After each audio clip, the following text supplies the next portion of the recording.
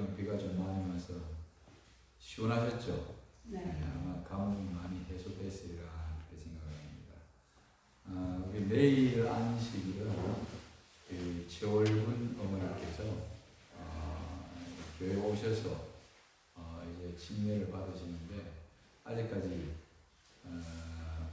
어떻게 하는지 지금 조금 결정을 못 내렸어요. 그래서 오늘도 가서 보니까 저 계단 위로 올라가서 물에 조금 들어가서 이렇게 할 수 있는 방법을, 그래서 물을 완전히 다 채우는 것보다 조금만 채워서 물을 이렇게 좀 붓는 방법을 택할까. 왜냐면 또 이 연세가 많으시니까 지금 인공관절 수술을 다 양쪽에 다 하셔가지고 이 계단 이렇게 올라가고 하는 이런 그런 것들이 굉장히 힘들어하셔요. 그래서 연구 중입니다. 내일 하나님께서 좋은 답을 주시려고 믿고, 물은 어쨌든 간에 조금 받아놔야 될 것 같습니다. 물은 좀 받아놓고 이렇게 한번 해보도록 그렇게 하겠습니다. 우리 어머님이 지난주 제가 화요일에 갔는데 참 확신에 차 있어요. 그리고 기억력도 좋고 대답도 잘하시고 따라하는 것도 잘하시고, 그래서 참 그 마음이 정말 심령이 가난하다 하는 걸 느낄 수가 있었습니다. 나이가 드셔도 그렇게 잘 받아들이질 않습니다. 어떤 사람은요, 오히려 나이가 들면 생각이 많으셔가지고 저런 핑계대고 예수를 안 믿는데, 그 어머님은 아마 우리 전옥기 집사님이 그동안에 늘 예수님에 대한 이야기를 많이 해주셨고, 또 우리 정 집사님께서 그동안에 수고를 많이 하셔가지고 아주 마음의 밭이 이렇게 다 녹아있는 것 같아요. 그래서 우리 어머님이 매일 침례 받을 때 여러분들이 기도를 많이 해주시면 고맙겠습니다. 이제 오늘 저녁에도 우리 성령 문제에 대한 공부를 하는데, 주님이 가장 크게 다루신 주제가 바로 성령의 권능을 부어주시는 문제였다. 그러면서 예수님과 성령은 끊을래야 끊을 수 없는 관계에 계신다. 그러면서 이제 첫째 시간에 잉태와 성령, 예수님의 그 잉태가 바로 성령으로 말미암아 되었다는 것. 그 다음에 예수님이 공식적인 생애를 시작하실 때에 뭘 받으셨어요? 침례를 받으셨는데, 그때 성령이 뭐같이 임하셨어요? 비둘기같이 임하시면서 예수님의 공생애를 정식으로 인쳐주신 것입니다. 인쳐주신 거예요. 그리고 지난 시간에 성령과 시험에 대한 이야기를 드렸습니다. 그래서 예수님께서도 이 땅에 오셔서 이 구속의 사역을 이루시기 위하여 40일 동안 하나님과 관계를 통하여 하늘의 능력을 받아서 이 모든 것들을 감당해내기 위하여 그런 기도의 시간이 필요했다. 그런데 뭐예요? 성령께서 그곳으로 인도하셨고, 그 다음에 가장 지칠 대로 지쳐 있을 때에 사탄 마귀가 예수님을 시험하는 장면을 우리는 보게 되는 것입니다. 그래서 예수님이 광야에 나간 것은 시험받기 위해서 간 게 아니고, 예수님은 구속의 사역을 이루시기 위한 하늘의 능력을 얻기 위하여 간절한 기도가 필요했던 것입니다. 그래서 40일간 가셔서 기도하신 것입니다. 자, 그러면서 제가 두 가지 이야기했죠. 시험은 두 가지가 있는데 하나님이 주시는 시험이 있다고 그랬습니다. 맞아요? 네. 그 시험은 결과적으로 하나님이 우리에게 주시는 시험은 우리를 어떻게 한다고 그랬습니까? 우리를 더 믿음을 단단하게 하고 견고하게 하기 위하여 하나님께서 우리들에게 시험을 주신다, 허락하신다. 그리고 감당치 못할 시험은 하나님이 주실까요, 안 주실까요? 안 주시고, 시험을 주실 때에 또 그 다음에 피할 길을 주님께서 준비해 주신다. 그게 얼마나 감사합니까? 걱정할 거 하나도 없는 거예요. 자, 그 다음에 이거 하나님이 주시는 시험이고, 두 번째 시험은 무슨 시험일까요? 인간의 욕심에 의해 가지고 생기는 시험이에요. 그래서 대부분의 사람들이 욕심 때문에 시험에 들어요. 성경 말씀에도 욕심이 잉태한즉 뭐를 낳고? 죄를 낳고. 욕심이 과하면 반드시 죄를 범하게 돼 있어요. 보암직도 하고 먹을 만큼 이렇게 지혜롭게 할 만큼 탐스러운지라 그랬어요. 그러니까 그거 다른 거 다 먹도록 걸어갔는데 그것만 먹지 못하게 하신 하나님이 의심스러워서 왜 저걸 못 먹겠을까? 근데 사단은 옆에서 유혹합니다. 네 눈이 밝아져가지고 누구처럼 된다? 하나님처럼 된다 하는 그 말에 뭐냐면 사람이 또 뭐한 거예요? 무슨 마음이 생기실까요? 욕심이 생깁니다. 그래서 사단이 꼭 그렇게 하늘 정부에서 뭐 했습니까? 나도 하나님의 아들 예수님과 같은 대우를 받고 싶어요 하고 그게 뭐냐면 가장 큰 불평이었어요. 그래서 이 욕심은 죄를 낳고 죄는 또 뭘 낳는다고요? 사망. 결국 망하는 거예요. 욕심이 있고로 결국 뭐예요? 망하는 겁니다. 그렇기 때문에 우리가 정말 과한 욕심, 그러나 여러분들 어떤 거에 욕심을 좀 내야 하냐면 영적인 이되는 욕심을 좀 내시기 바랍니다. 영혼을 구원하고 또 다른 이웃을 위해서 좀 봉사하고 헌신하고 뭐 이런 어떤 영적인 일, 그 다음에 또 뭐냐면 내가 하나님께 더 매달리고 그래서 기도하는 시간, 말씀 보는 시간, 하나님과 이런 연결하는 그런 어떤 시간에 대한 것은 아주 뭐냐면 영적인 욕심은 괜찮습니다. 그러나 우리가 세상적인 욕심, 물질적인 욕심, 명예에 대한 어떤 욕심, 이런 것들은 우리가 뭐냐면 가져서는 안 되는 것입니다. 그게 바로 우리에게 뭐가 되냐면요, 우상이 될 수 있는 것입니다. 우상이 될 수 있는 것입니다. 자, 그럼 오늘은 이제 뭐냐면요, 부활과 성령. 자, 예수님이 돌아가셨어요. 며칠 만에 부활하셨습니까? 3일 만에. 근데 여러분들, 예수님 부활과 성령이 관계가 있어요? 그런 성경책 보셨어요, 장로님? 예수님은 스스로 일어나셨습니까?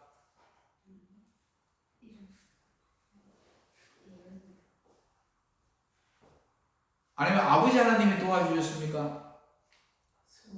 성령 하나님이 도와주셨습니까? 성경에 보니까 이런 표현이 나와요. 잘 보십시오. 예수를 죽은 자 가운데서 살리신 이의 뭐가? 영이. 여기 영이 뭘까요? 너희 안에 거하시면 그리스도 예수를 죽은 자 가운데서 살리신 이가 너희 안에 거하시는 그의 영으로 말미암아 너희 죽을 몸도 살리시리라. 그러니까 보세요. 제가 지금 뭐냐면 예수님과 성령은 끊을래야 끊을 수 없는 관계라고 그랬는데 예수님 부활하실 때에도 성령께서 함께 개입하셨다는 사실입니다. 근데 그거로 끝나는 게 아니라 여러분과 제가 주님 안에서 잠들고 그 다음에 주님 오실 때에 부활할 때도 성령께서 예수님과 같이 함께 개입하실 것입니다. 그래서 여기도 뭐라 그랬어요? 그의 영으로 말미암아 너희 죽을 몸도 살리시리라. 그러니까 삼위일체 하나님이에요. 이해가세요? 네? 삼위일체 하나님이죠. 인간의 구원을 위한 어떤 목적, 그 동기, 그 다음에 방향, 그 모든 사역은요 삼위일체예요. 세 분의 하나님께서, 세 위의 하나님께서 똑같은 마음과 똑같은 목적으로 일하실 것입니다. 그래서 예수님이 돌아가시고 3일 만에 부활하실 때도 성령께서 개입하셨다는 아주 확실한 증거가 이 성경 말씀에 나오는 거예요. 자, 그래서 요 성경절을 조금 더 쉽게 공동 번역에는 이렇게 표현했어요.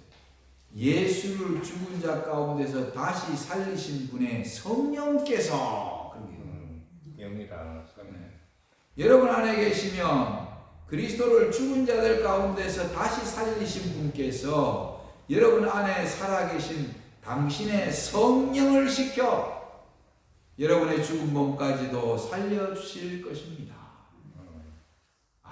그러니까 예수님의 부활 때도 성령이 개입하셨지만은 여러분과 제가 잠들어서 나중에 주님 오실 때 첫째 부활에 참여할 때도 예수님뿐만 아니라 성령 하나님도 개입하신다는 사실입니다. 오늘 이거 확실하게 배웠죠? 네. 자, 그 다음에 또 이런 표현이 또 나와요. 고린도서 4장 14절에도 주 예수를 다시 살리신 이가 예수와 함께 우리도 다시 살리사 너희와 함께 그 앞에 서게 하실 줄을 아노니. 관주 성경, 여러분들 제가 지난 시간에 이야기했잖아요. 관주 성경에는요 이렇게 성경은 다 연결되어 있어요. 성경은 다 뭐가 있다고 그래요? 짝이 있습니다. 짝이 있어요. 그러니까 성경 한 군데만 나오는 것 아니라 성경에 이렇게 다 이렇게 연결 이렇게 하나님께서 시켜놓으시고 그 다음에 그거를 우리가 찾아서 보면서 확신을 갖도록 해주시는 거예요. 우리도 다시 살리사. 그러니까 여기 이 말의 뜻은 이제 나중에 예수님께서 우리 부활할 때에 성령께서도 개입하신다는 사실을 여러분들이 기억하시면 되겠습니다. 아멘. 자, 여기 요한복음 5장 25절 29절에 진실로 너희에게 이르노니 죽은 자들이 하나님의 아들의 음성을 들을 때가 오나니. 죽은 자들이 누구의 음성을 들을 때가 온다고요? 하나님의 누구요? 아들.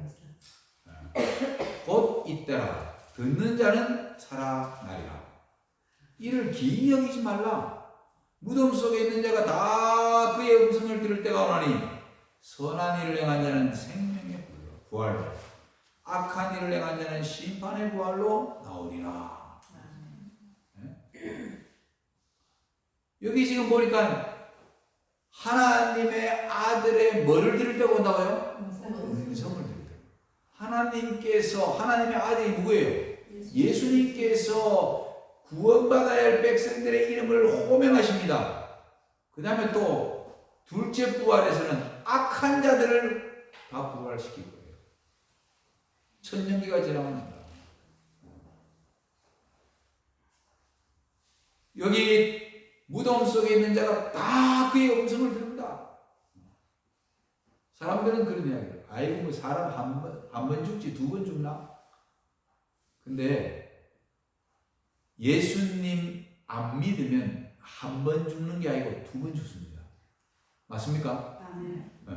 예수 안 믿어가지고 아담의 원죄로 인해가지고 한 번은 죽고 그 다음에 나중에 뭐냐면 저기 살아있는 동안에 예수님을 받아들이지 않고 거절한 것 때문에 둘째 부활에 참여해가지고 일어났다가 사단의 기만수를 해가지고 하늘에서 내려오는 예루살렘 성을 포위하고 진격하자 하고 외칠 때에 그때 하늘에서 유황불이 내려와요. 그래서 이 땅의 죄를 완전히 동할시킵니다. 완전히 동할시킵니다. 여러분들 제가 5월 9일부터 5월 오늘 아침 22일까지 살아남은 이들을 제가 다 읽었어요. 그 마지막 장면이 얼마나 흥미진진한지 몰라요. 대전 투어 보는 거예요. 꼭 읽어보십시오. 그 마지막 장면에 큰 외침이 나오고 그 다음에 야곱의 환란에 대한 것도 나오고 첫째 부활도 나오고 둘째 부활도 나오고 하늘에서의 이런 내용들이 쫙 나옵니다. 여러분들 꼭 읽어보셔야 돼요. 근데 여기 하나님의 아들의 음성을 들을 때가 오나니 이게 바로 뭐냐면 부활을 의미하는 거예요. 그 예수님과 관련되어 있어요. 자, 그 다음에 여기 고린도전서 15장 55절에는요 자는 성도들을 불러일으키는 하나님의 아들의 음성에 땅이 크게 흔들렸다. 이게 살아남은 이들 411쪽에 나오는 거예요.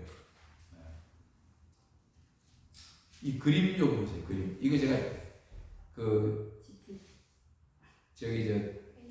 거기서 만들었어요. AI로. 네?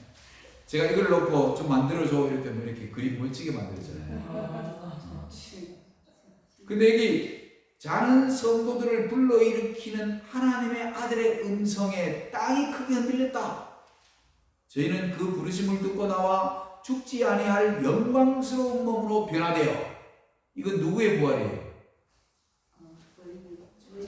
첫째 부활, 의인의 부활이죠. 왜요? 죽지 아니할 영광스러운 몸으로 변화되어. 그 그러면서 하는 말이 사망아 너의 이기는 것이 어디 있느냐? 사망아 너의 쏘는 것이 어디 있느냐? 이 사망 끝! 이 말이 한마디로 말이에요. 사망이 우리를 이제 더 이상 이길 수 없다 이 말이에요. 네? 하나님의 아들의 음성이 땅을 진동케 한다. 그래서 땅을 흔들어서 잠자던 너희들 다 깨우는 거예요. 자, 그 다음에 이제 고린도전서 15장 51절에서 54절에는 보라 내가 너희에게 비밀을 말하노니. 비밀이 뭐예요? 영어로 시크릿이에요. 이게 진짜 탑 시크릿이에요. 뭐예요? 다 잠잘 것 아니다. 마지막 나팔에 순식간에 홀리다 변화되리니 나팔 소리가 나면 죽은 자들이 썩지 않을 것으로 다시 살아나고, 여기도 보세요. 썩지 않을 몸으로 다시 살아나는 거예요. 근데 둘째 부활할 때는요, 제가 오늘 아침에 읽어보니까 둘째 부활에는 어떻게 해요? 내가 죽을 때의 그 상태로 부활해요. 예를 들어서 암 걸려가지고 죽은 악인들은요, 암 걸린 상태로 부활해요. 네? 치매에 걸린 사람은 치매에 걸린 대로 부활하는 거예요. 그런데 첫째 부활인 의인들의 부활은요, 다시는 뭐하지 않을 몸으로, 썩지 않을 몸으로 영광스럽게 변화되는 거예요. 영원히 살 수 있는, 다시는 죽음, 그 다음에 다시는 뭐 눈물, 다시는 고통스럽고 병드는 이런 거 없고 또 늙은 것도 없는 그런 몸으로 변화된다 그랬어요. 그 얼마나 이게, 여러분 이 정도 축복이면요, 여러분은 돈 100억 안 받는 게 안 낫습니까? 이 세상에서 100억 준다면 여러분 예수님 포기하랍니까? 세상에서 멋들어지게 살다 갈랍니다 이럴랍니까? 이런 몸으로 부활한다고 생각해 보세요. 영원히 하나님과 더불어 행복하게 참 영원히 살 수 있다는 걸 생각하면요, 하나님이 여러분들과 저에게 주신 이 상급은요, 어떤 것과도 비교할 수가 없어요. 여러분들의 고난에 비해서 하나님의 상급은 너무 큽니다. 그걸 믿으셔야 돼요.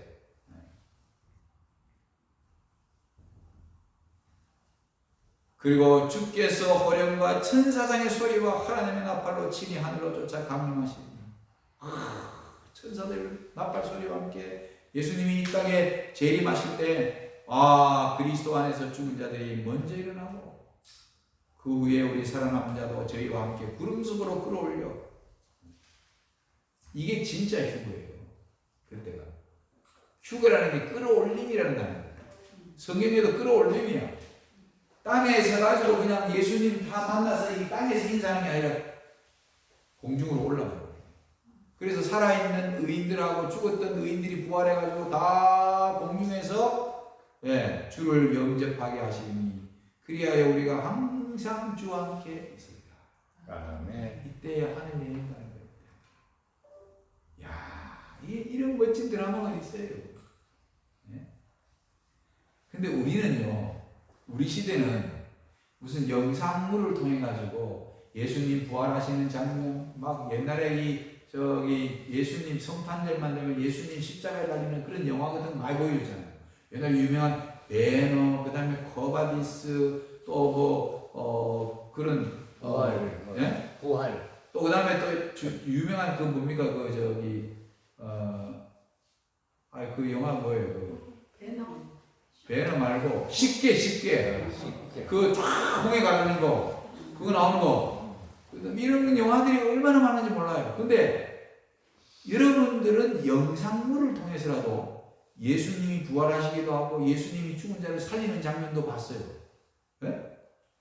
그래서 영상 속에서 그래도 여러분들의 머릿속에도 영상이 남아있어요. 죽은 사람이 어떻게 부활하는지.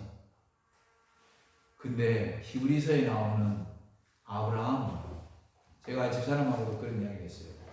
어제 차를 타고 오면서 아브라함이 진짜 믿음의 조상이 된 이유가 내가 볼 때는 되게 큰 게 두 가지가 있는데, 첫째는 아브라함은 갈대아 우르라고 하는 데는요, 어디니? 갈대아 우르가 어디 있어요? 예? 정수근 집사님 어느 나라입니까? 갈대아 우르는 어디 나라입니까?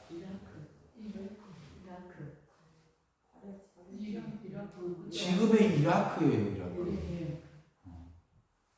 그 갈대아 우르에서 하나님께서 부르셨어요. 근데 거기가 너무 우상 숭배가 많은 거야. 그래서 하나님께서 정말 경건하게 하나님을 섬기는 그 아들을요, 거기에 뒀다가는 안 될 것 같아서 하나님께서 불러내신 거예요. 그리고 그를 통해 가지고 큰 자손을 이루시고 메시아의 조상이 되도록 하기 위하여 그를 불러내신 거예요. 근데 성경에 보니까 갈 바를 알지 못하고 나갔다. 그러니까 쉽게 말하면 어디로 너 가라.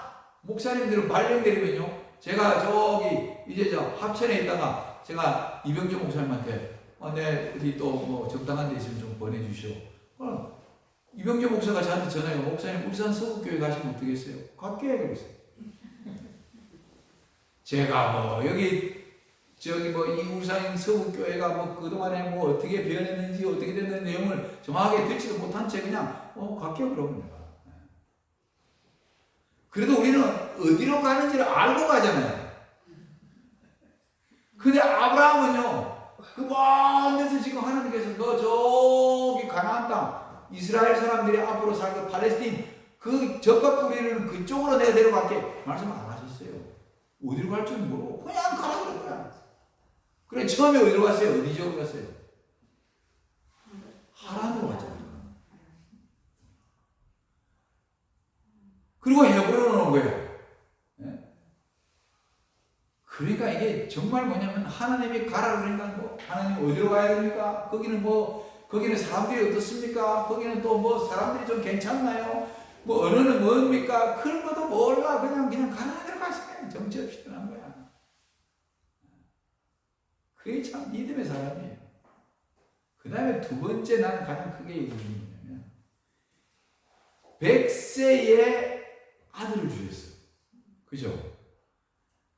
근데 남자는요, 지금도 어떤 사람은요, 나이가 80이 돼도요, 아들을 놓더라고. 남자는 아무 문제가 없어요. 여자가 아기가 안 생기지.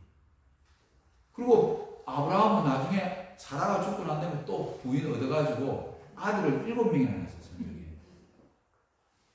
그런 거 보면요, 남자들은 아무 문제가 없는 것 같아. 근데 100세의 아들을 얻었는데 하나님께서 120세가 되는 어느 날 아들 이삭 20살 됐는데 아들을 제물로 바쳐라. 이 기가 막힐 노래예요. 제물로 바치라는 거는 그건 뭐예요? 뭘 의미하는 거예요? 죽음을 의미하는 거예요. 그것도 자기가 직접 칼을 들고 아들의 목을 따야 돼요. 이게 말이 되는 거예요, 이게? 여러분들의 자녀를 그렇게 한다고 생각해 보세요. 하나님이 여러분들한테 그런 명령을 했다면 어떻게 할까요?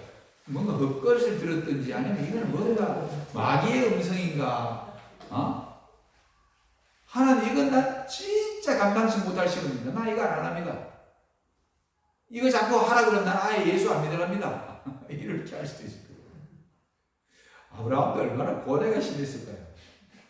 그렇게 어렵게 얻은 아들을요, 기껏 청년으로 키워놨더니만 제물로 바치라? 하나님 그러면 제물로 바치기 위해서 그 아들 주셨나? 이야. 근데 성경에 뭐라 그랬어요? 성경 한번 찾아봅시다. 나는 이 성경이 너무 마음에 들어. 히브리서 한번 찾아요. 히브리서 11장.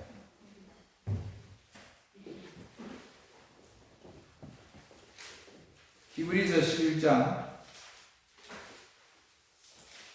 17절부터 봅시다. 찾았어요? 히브리서 11장 17절. 아브라함은 시험을 받을 때에 하나님께서 시험 주신 거예요. 이게 정말 힘든 시험이에요. 믿음으로 이삭을 드렸어요. 믿음으로 뭘 드렸다고요? 믿음으로 드렸다고요. 믿음으로. 그럼 어떤 믿음이냐? 그 다음에 나와요. 저는 약속을 받은 자로 내 그 독생자를 드렸느니라. 자기 하나밖에 없는 아들 드렸어요.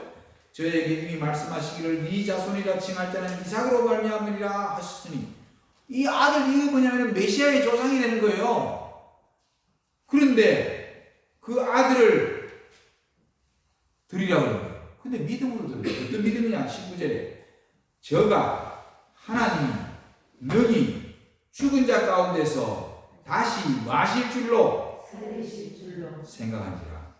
비유컨대 죽은 자 가운데서 도로 받은 것이니라. 이 말이 무슨 말이에요? 내가 아들 이삭을 찔러 죽여서 하나님께 제물로 드리더라도 그 죽은 아들을 하나님께서 뭐 하시겠다? 다시 살리시겠다. 이게 무슨 소망이에요, 이게? 그렇죠. 부활을 믿은 거예요. 와, 이게 진짜 대단한 믿음 아니에요, 이게. 그러니까 이게 믿음의 조상이 되는 거예요. 자, 창세기로 한번 들어갑시다. 이 표현하고 창세기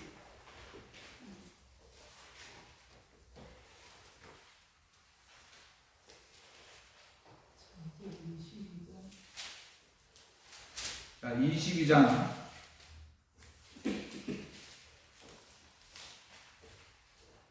5절 한번 보세요. 이런 표현이 나와요. 자, 이에 아브라함이 사환에게 이르되 너희는 나와 함께 여기서 기다려. 나귀와 함께 너희는 나귀와 함께 여기서 기다리라.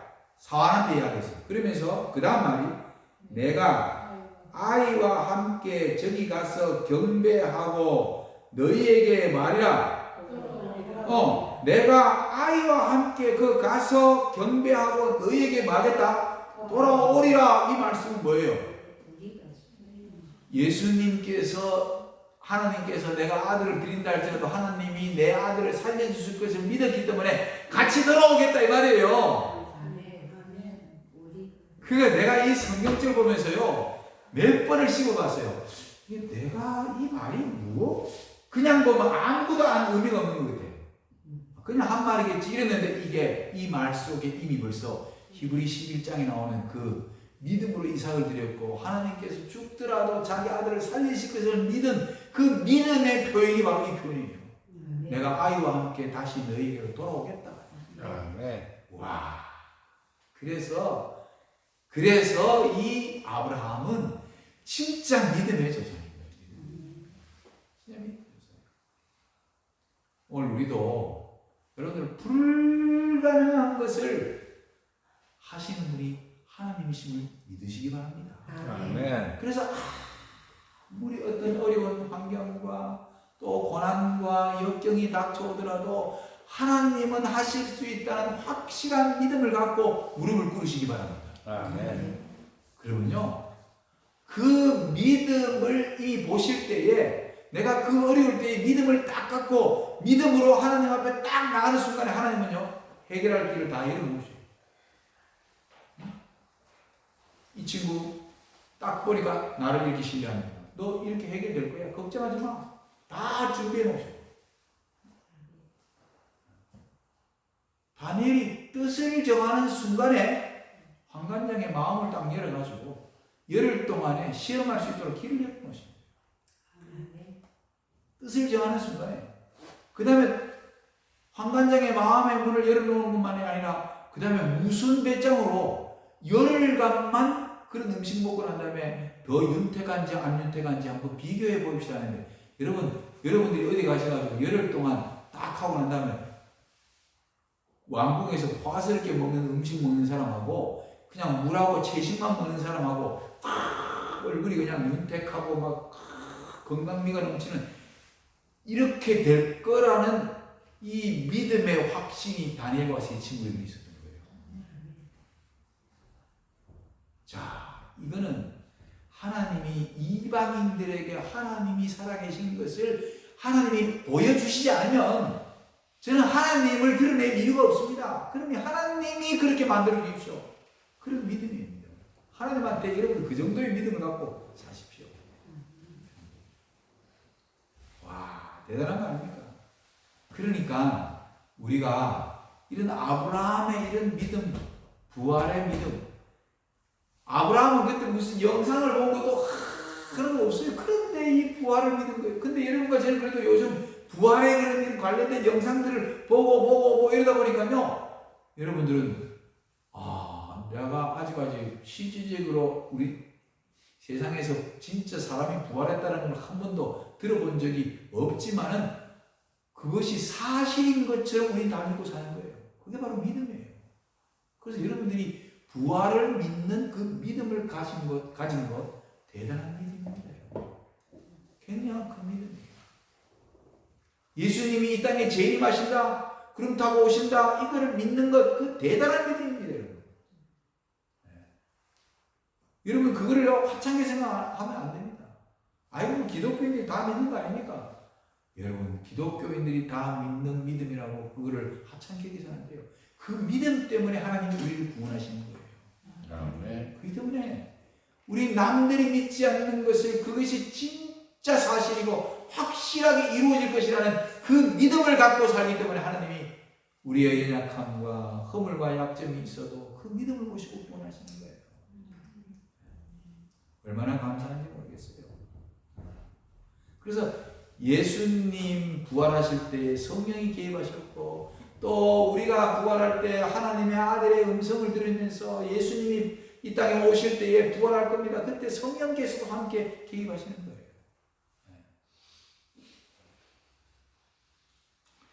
자, 이게 매미가 있죠. 이 앙컷 매미가 맨 처음에 적당한 나무 가지를 하나 선택한 뒤에 이 복부 끝에요. 매미는 톱 같은 기관이 있어요. 그래가지고 이게 이렇게 구멍을 내는 거예요. 그곳에다가 뭐를 넣냐면 알을 낳아요. 알을. 암컷 매미가. 알을 이렇게 넣습니다. 그러면요, 며칠 후에 이 알이 애벌레로 부활한 후에 먹이를 찾아가지고 땅으로 툭 떨어집니다. 땅으로 툭 떨어져요. 그리고 땅으로 떨어져가지고 구멍을 파가지고 거기서 자리를 잡고 그곳에서 얼마 동안 들어앉아있냐면요, 17년 동안 들어앉아있어요. 그리고 거기서 나무 뿌리에 즙을 빨아먹고 거기서 17년간 살아요. 그러니까 매미가 나와가지고 고작 한 얼마 산다 그래요? 아니 여기 나와가지고 일주일 산다 그러잖아. 그러면 17년 플러스 7일이야. 17년을 땅 밑에서 살다가 7일 햇빛 보고 살다가 그래서 너무너무 억울해가지고 매미가 계속 울어제끼는 거야. 그게 너무 하나님 나를 이렇게 한 7년을 살게 하시지 한 70년 살게 하지 왜 이렇게 짧게 살다가 가게 하십니까? 너무 억울합니다 하고 맴맴하고 있는데요. 자, 근데 이게 여기서 이야기 끝이 아니에요. 더 재밌는 게 있어요. 뭔 줄 아십니까? 이게 그 다음 이거예요. 근데 그들이 충분히 자라면 17년간 땅속에 있다가 여기 이 표현이 과학자예요. 어떤 불가사의한 신호에 의해 깨어나서 태양 속으로 나타난다. 무슨 신호? 불가사의한 신호. 뭔가가 불가사의한 어떤 그런 소리나 뭔가 이렇게 될 때 그때에 깨어나가지고 태양 속에 이제 자기 얼굴을 드러낸다는 거예요. 이야, 이거를 딱 과학자들이 내가 글을 보면서 어떤 불가사의한 신호. 이야, 이게 바로 뭐냐면 다 잠잘 것이 아니라 하나님의 아들의 머리를 떼고 나니 그 다음에 예수님이 재림하시는 장면 속에 천사들의 나팔 소리가 막 예수 안 믿는 사람들이거든요. 그 음성은 여기 나오는 것처럼 아주 불가사의한 아주 신비로운 음성이 될 겁니다. 매미를 불가사의한 음성으로 깨우시는 하나님. 여러분과 제가 아담 같은 경우는 1000년을 살았다면 5000년 동안 지금 땅속에 묻혀 있어요. 네? 출애굽 때 죽은 사람은요, BC 출애굽이 1450년으로 잡으면 지금으로부터 BC 1450년. 지금 그때 살다가 돌아가신 분들은 한 예수님 오실 때 거의 한 3500년 땅속에 묻혀 있다고. 여기 마틴 루터가 이렇게 이야기했어요. 우리는 그가 오셔서 작은 무덤을 두드리시며 마틴 박사여 일어나라 하고 말씀하실 때까지 잠잘 것이다. 그때 나는 순간적으로 일어나 주와 함께 영원히 행복하게 살 것이다. 그것은 그리스도의 소망이라는 책이거든요. 야, 이제 말씀을 들어보세요. 부활의 소망을 가지고 있습니다. 그래서 이 표현이 얼마나 마음에 들어요. 작은 무덤을 두드리시면서 마틴 박사야, 일어나라, 일어나라. 네? 이 표현을 영어로 하면 뭐냐? Good morning. 예수님께서 이제 여러분들 부활시켜서 가지고 하신 말씀이 Good morning. Wake up, wake up. 이 표현이 너무 마음에 있어요. 마틴 박사요, 일어나라, 일어나라. Wake up, wake up. Good morning.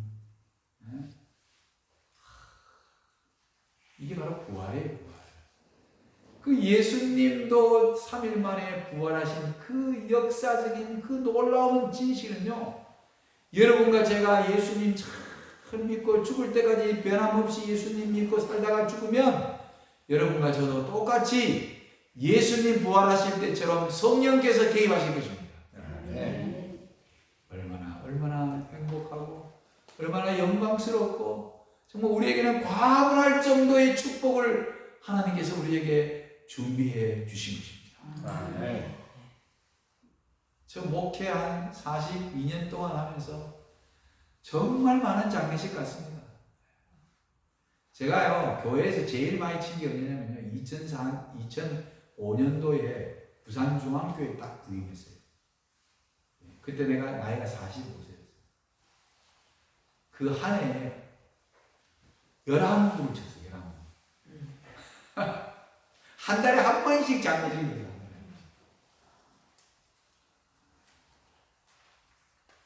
그리고 뭐 목사님들 관련돼 가지고 목사님 아버지 돌아가시고 어머니 돌아가시고 그러면 뭐 특별한 일 아니면 쫓아가고 또 쫓아가고 그렇게 합니다. 정말 수많은 장례식을 가봤어요. 수많은 장례식. 근데요, 그 많은 장례식 속에 너무너무 안타까운 장례식도 있고 호상도 있어요. 정말 오래오래 건강하게 사시다가 정말 주님 안에서 편하게 잠드신 그런 분들은 뭐 그렇게 마음이 그렇게 아프지 않아요. 그러나 정말 안타까운, 우리 제가 창원에 있을 때 그 동마산 교회의 그 모 장로님의 아들이 우리 아들하고 나이가 동갑인데 31이에요. 버스 기사였는데 서울에서 너무너무 과로해가지고 저녁 1시까지 그 자기 교회 다니는 전도사님하고 문자도 보내고 전화도 하고 이렇게 잠들었는데 그 다음날 아침에 배차가 돼가지고 차가 운행이 되는데 안 오니까 같은 직원들이 연락을 하면 연락을 안 받아요. 또 연락을 해도 안 받아요. 연락을 안 받아요. 이상하다, 이럴 애가 아닌데. 그래가지고 경찰하고 119 불러가지고 문을 따고 가니까 그냥 아침에 그냥 세상 떠는 거예요. 31에 아직 장가도 안 가고 그 장로님하고 그 집사님은요, 그 여집사님은 지금도 우울증이 있어요. 떠나지를 못해요. 그렇게 멀쩡한 애가. 근데 그 장례식을 하니까 막 참 하면서 그때 막 그 제가 가서 보면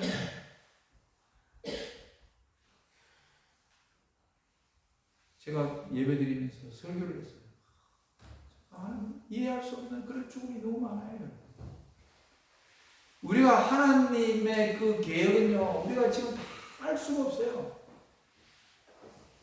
새하늘 새 땅에 가면요, 우리가 알지 못했던 것, 이해할 수 없었던 것, 이런 것 다 하나님께서 점진적으로 다 가르쳐 주신다 그랬어요.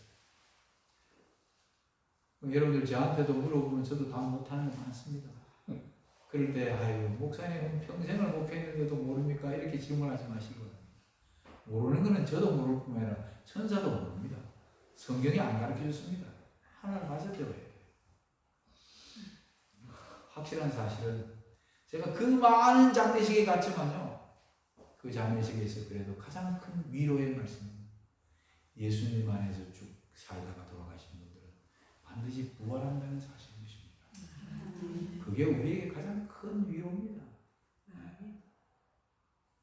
점점 나이가 들고 세월이 지나면서 이제 미래에 대한 생각을 할 때 상당히 마음이 염려가 될 때가 있습니다.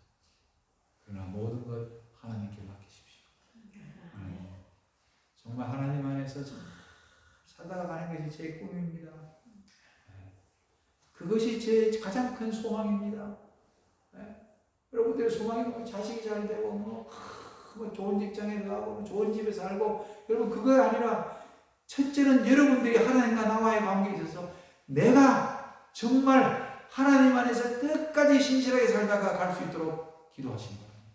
아멘. 그게 가장 큰 축복이에요. 마틴 루터의 이 마지막 말씀처럼 작은 무덤을 두드리시면서 박사 마틴아 일어나라. 그때까지 잠잘 것이다. 그때까지 잠잘 것이다. 17년 동안 잠자고 있던 매미가 불가사의한 신호에 의해 가지고 다시 일어나서 그날 뭐냐면 쫙 날개를 펴고 막 날아다니고 울면서 하는 그런 매미가 되는 것처럼 우리도 머지않아 주님께서 우리를 부르실 것입니다. 아멘. 자, 이제 다음 내용 봅시다. 이제 다섯 번째, 이 땅끝 전도와 성령. 이 성령 하나님은요 정말 선교와 밀접하신 분이에요. 자, 예수님이 내가 가는 것이 실상은 너희에게 더 뭐하다 그랬어요? 유익하다 그랬어요. 예수님은 인류의 죄값을 치르고 구원의 길을 열어놓으시기 위하여 인간의 몸으로 오셨어요.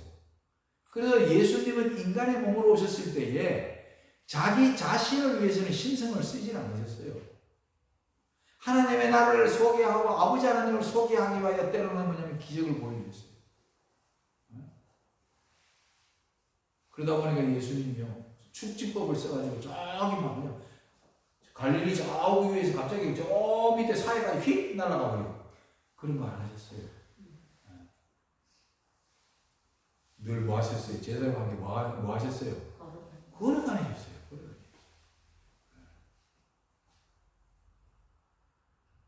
근데 예수님의 이 귀한 복음, 예수님 우리를 위하여 이 땅에 내려오셨습니다.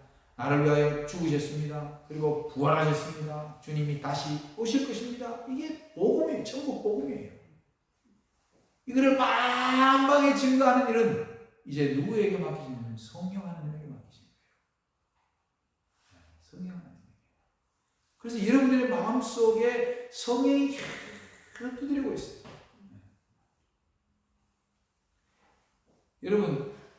여러분들이 지금 내가 성령의 충만함 가운데 성령 가운데서 살고 있는가?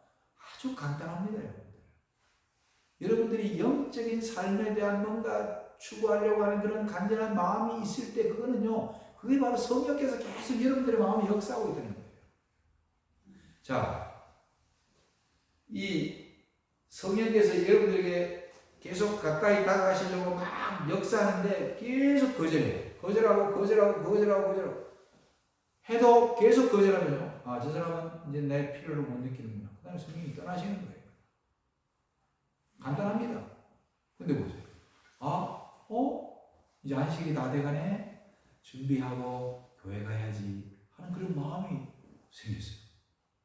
근데 매주일마다 그런 마음이 생겨요. 그 다음에 또 오늘 아침에 일어났는데, 내가 아침에 정말 좀 기도를 간절하게 해야겠어. 오늘 말씀을 보다 보니까, 내 이런 부분이 너무 약하네. 하나님 좀 도와주십시오. 그런 기도하고 싶은 막 영적인 그런 마음이 생기는 거예요. 충동이. 이런 것들이 다 누가 역사하고 있다는 거예요. 근데 보세요. 오늘 아침 새벽 4시에 저한테 역사하시던 그 성령은요, 저기 미국 땅에 있는 어떤 사람한테 마음속에도 역사하고 계세요. 성령은 우리 이해할 수 없을 정도로 모든 것들을 통달하고 계세요. 순식간에 수많은 사람들이 다 역사할 수 있어요. 그게 성령의 능력입니다. 오늘 여기 계시는 여러분들이 흩어져 가지고 다 각자 흩어져 있어도 성령은 여러분들과 함께 하실 것입니다. 근데 성령이 예수님께서 이제 사도행전 1장 8절에 이렇게 말씀하십니다. 마지막 유언의 유언.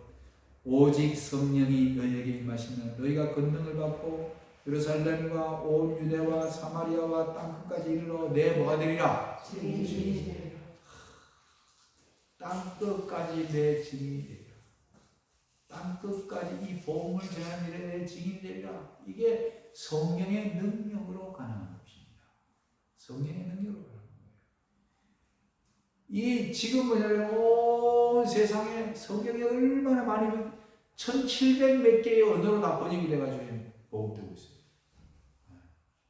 나라는 한 250 몇 개국이라고 그러는데요. 필리핀만 가더라도 섬이 7,000개예요. 그 다음에 중국만 하더라도 52개 부족이 모여가지고 사는 나라입니다. 근데 어떤 동네 가면 중국어 그거 하나 가지고는 안 통하는 데가 많아요. 부족들마다 언어가 달라요. 그런 데가 많습니다.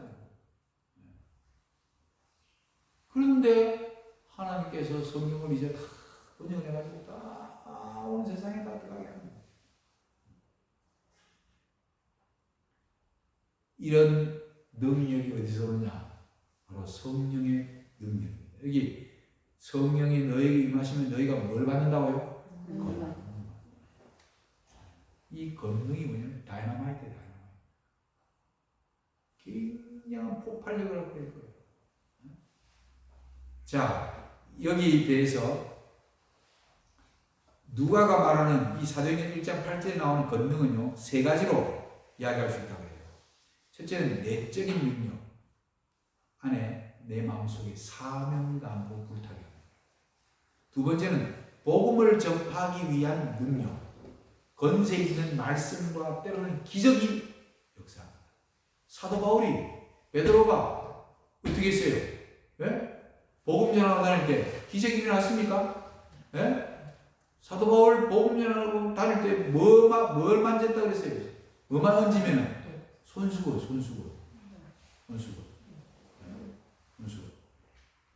그 다음에 베드로도 죽은 자를 살렸습니까? 누구를 살렸습니까? 이영민 선생님. 베드로가 누구를 살렸습니까? 아직 잘 모르세요? 베드로가 도로가, 우리 도로가 헌금 있잖아요. 다른 말로 다비다라고 해요. 죽은 사람을 살렸어요.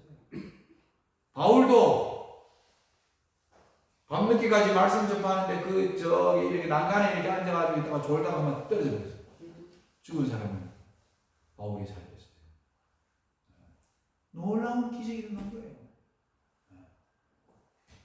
근데 그런 기적을 베푸시면 왜 그런 기적이 일어나면 하도 우상 숭배가 많기 때문에요. 잡신들이 많기 때문에 하나님의 놀라운 기적이 들어갈 때에 사람들이 야, 저 사람 믿는 그 하나님은 대단한 하나님이구나 하는 것을 깨닫도록 하기 위해서 때로는 필요할 때는 기적을 허락하시는 것이에요. 그 다음에 세 번째는 다른 사람들을 하나님께로 이끄는 능력, 회심케 하는 능력. 이게 바로 권능이에요. 우리 마음속에 첫째 사명감. 그 다음에 다른 사람들에게 다 복음을 전할 때 하나님께서 뭐예요? 때로는 말씀의 권능과 그 다음에 기적도 보이시고 그 다음에 사람들을 회심시킬 수 있는 놀라운 그런 능력을 우리에게 허락해 주시는 거예요. 저도 정말 많이 가르쳤어요. 그리고 침례도 많이 줬습니다. 근데 그 가르칠 때에 성경 말씀을 듣고 어떤 사람은 안 받아들이고 끝내 교회 안 나오는 사람들도 있어요. 근데 진짜 많은 분들이요, 말씀을 들으면서 정말 스포츠같이 그냥 물을 부으면 쏙쏙 받아들이는 그런 그리스도인들 참 많이 만났어요. 그런 사람들은 진짜 복 받은 거예요.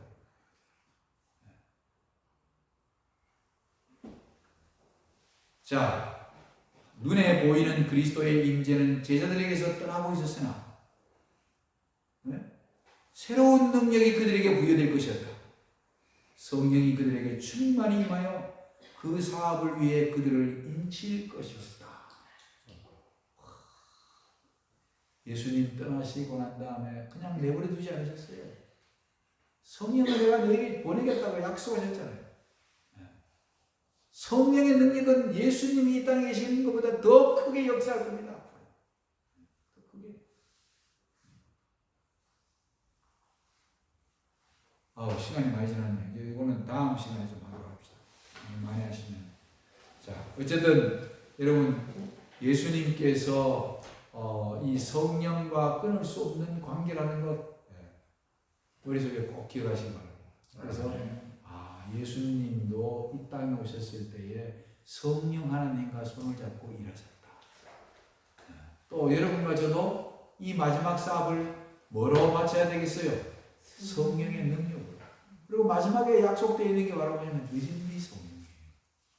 나중에 제가 이제 이 부분 성령 끝말 무울의 변은 늦은 미 성령을 받기 위한 방법에 대한 것들을 여러분들에게 소개해 드릴 것입니다. 우리는 늦은 미 때에 늦은 미 성령의 충만함을 받기 위해서 우리가 어떻게 살아야 되는지 배워야 될 것입니다. 어쨌든 예수님도 성령의 능력을 의지하고 성령과 함께 사셨던 것처럼 여러분과 저도 마지막 때에 성령의 능력으로 살아가는 여러분과 제가 되기를 바라면서 말씀을 마치겠습니다. 아멘. 기도하고